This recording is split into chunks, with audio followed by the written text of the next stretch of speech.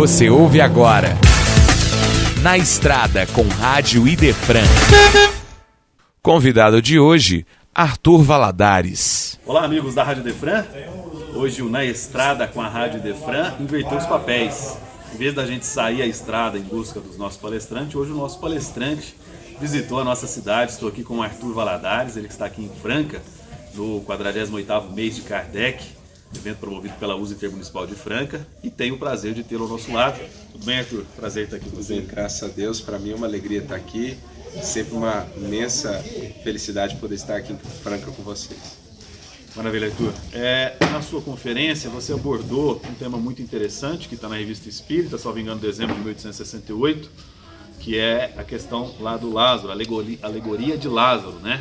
E aí existe uma psicografia, uma comunicação, na qual o Espírito diz que todos nós temos um pouquinho de Lázaro. Gostaria que você explicasse um pouquinho para os nossos amigos da Na Estrada com a Rádio Idefran, como é que foi esse raciocínio que você desenvolveu. É uma alegoria, né, muito interessante que o Espírito Lamennais nos traz em relação ao mundo como um todo, que ele compara ainda à condição de Lázaro, ou seja, um mundo em que ainda predomina o materialismo, em que as criaturas ainda vivem muito voltadas para a matéria. Ele se assemelha à figura de Lázaro, que estava ali todo atado, né, com um sudário sobre o rosto, naquela caverna, ou seja, tão estreitamente colocado, quando a vida esplende de maneira tão bela fora dessa caverna, que seria um símbolo da espiritualidade, do conhecimento das questões espirituais. Então, o Espiritismo ele vem justamente para nos ajudar a vermos o quão Lázaros ainda somos, ou seja, o quanto nós ainda vivemos só para a matéria, para que possamos cada vez mais descobrir a vida real, a vida imortal a ser desenvolvida com Jesus e com o Espiritismo. No livro Pensamento e Vida, Emmanuel traz a definição de trabalho-ação e trabalho-serviço. Explique para a gente um pouquinho a diferença entre trabalho-ação e trabalho-serviço que o Emmanuel traz no livro Pensamento e Vida. Essa é uma diferenciação muito importante porque às vezes a gente confunde progresso espiritual com excesso de ação, com excesso de movimento, com excesso de trabalho. Mas não necessariamente. O espírito pode trabalhar muito, mas com interesses voltados só para questões materiais. E isso não necessariamente não o tornará melhor, né? Um exemplo que nós temos é o livro Voltei, de Irmão Jacó, que é um livro muito interessante. Ele que foi muito ativo, inclusive dentro do espiritismo, trabalhou muito, trabalhando em grupos mediúnicos e tudo mais, mas chegou no mundo espiritual e percebeu que não estava tão iluminado quanto imaginava. Por quê? Era muito ainda trabalhação, mas sem aquele processo de renovação interna, de mudança íntima que o trabalho renovação, ou melhor, o trabalho serviço apenas proporciona, que é aquele que envolve também sentimento, interesses mais nobres, buscas mais sublimes naquilo que a gente faz. Então temos que diferenciar para que a gente não caia simplesmente num ativismo sem alma, sem intenções nobres, sem propósitos realmente mais transcendentes. Estamos em período de campanha eleitoral. O Brasil está dividido entre duas correntes de pensamento e evidentemente que isso refletiria dentro das religiões. E claro, o movimento espírita não passaria ao largo disso.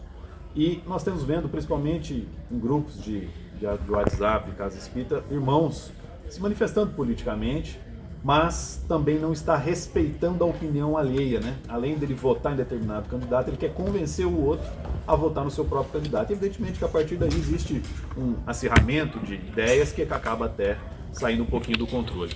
A pergunta que eu faço para você é o seguinte: essa dificuldade em respeitar a posição alheia, a gente pode buscar lá na questão 903 do Livro dos Espíritos, quando Kardec perguntou qual que é entre aspas, a falha, o defeito mais forte ou principal, né? A espiritualidade respondeu que é o egoísmo, né? O egoísmo é inimigo da caridade, da justiça e do amor. Essa falta de caridade em entender ou até aceitar a posição alheia passa necessariamente pelo egoísmo, não? Eu me lembro de uma mensagem de Emmanuel no livro Fonte Viva chamada A Cortina do Eu, em que ele diz assim que às vezes, até nas expressões mais nobres, nós ainda percebemos as marcas do egoísmo em nossa vida. Por exemplo, nas pessoas que nós amamos, muitas vezes nós ainda não as amamos, mas amamos o quanto elas refletem de nós. Porque às vezes uma pessoa que é querida, mas ela começa a seguir caminhos completamente contrários aos que pensamos, adotar posturas ou ideologias bem diferentes da nossa, parece que aquele amor diminui. Por quê? Nós não amávamos ela ser, nós amávamos o que vimos de nós nela. Então essa que é a cortina do eu. E esse é o grande desafio para nós enquanto espíritos, seja nessa questão política ou quaisquer outras questões. Realmente descobrir o que é amor, o amor que o Cristo ensinou. Né? Que ele independe dessas circunstâncias, que ele não estabelece exigências, pré-requisitos, que entende naquele ser um irmão com potenciais imensos, com livre-arbítrio, com possibilidades de escolher, e que passa a encontrar alegria em servir, em contribuir de alguma maneira para o seu progresso, mas não em moldá-lo à nossa imagem e semelhança.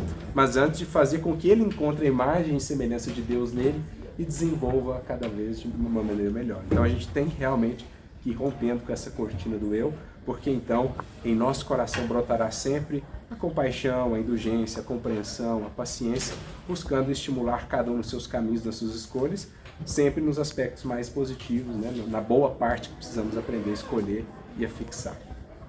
Agora uma pergunta até um pouco mais pessoal.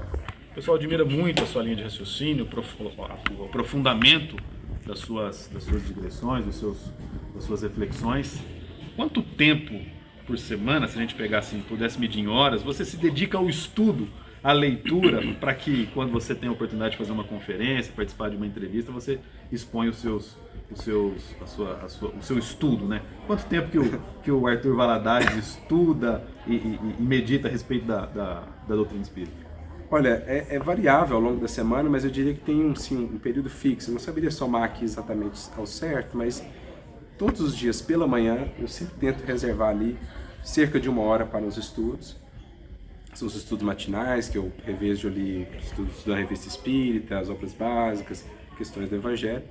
E depois também a parte da noite, aí é o momento que eu deixo, e aí a depender do dia da semana, é o momento que eu tenho mais para preparar as palestras, para estudar mais especificamente um determinado tema, de modo que eu não saberia somar aqui ao certo, mas sei lá, umas 30, 40 horas, talvez, pelo menos, por semana de estudo, de busca, né?